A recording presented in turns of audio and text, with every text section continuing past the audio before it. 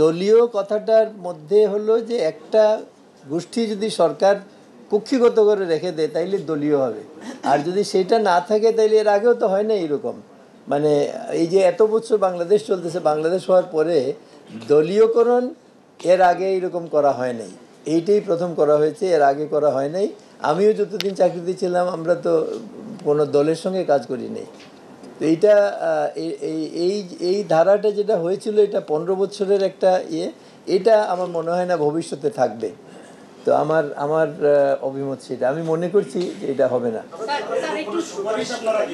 হ্যাঁ হ্যাঁ না না দলীয় এটা তো আর থাকবে না, এটা তো হবে না। কারণ হলো যে চাকরিতে রিক্রুটমেন্টের ক্ষেত্রে তো এখানে একটা জিনিস আছে, চাকরিতে মানে রিক্রুটমেন্ট বিভিন্ন ব্যাপারে পুলিশ ভেরিফিকেশন একটা ম্যান্ডেটরি, ওটা তুলে দিচ্ছি। এটা আমরা রিকমেন্ড করতেছি, এটা থাকবে না, কোথাও থাকবে না।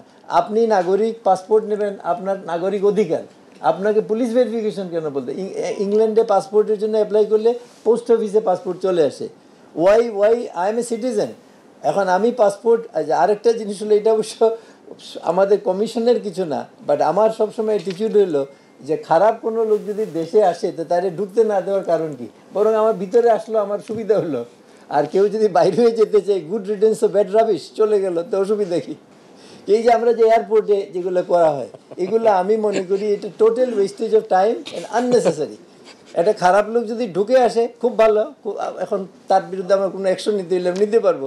আর সে যদি চলে যায় তো গুড রিটেন্স অফ ব্যাড রাবিশ, আমার অসুবিধা কি?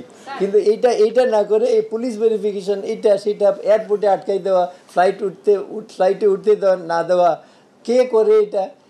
এই যে অদৃশ্য শক্তি, এইগুলো আমরা মনে করি, আমার পার্সোনাল ভিউগুলো, যে I feel that this should not be there. Why should it is a citizen's right to get a passport.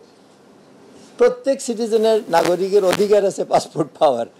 তো এইটা তো আবার হোম মিনিস্ট্রির ব্যাপারে আলাদা একটা কমিশন হয়েছে, ওনারা কি বলেছেন জানি না, কিন্তু আমাদের ভিউ হলো এটা, আমার পার্সোনাল ভিউ এটা।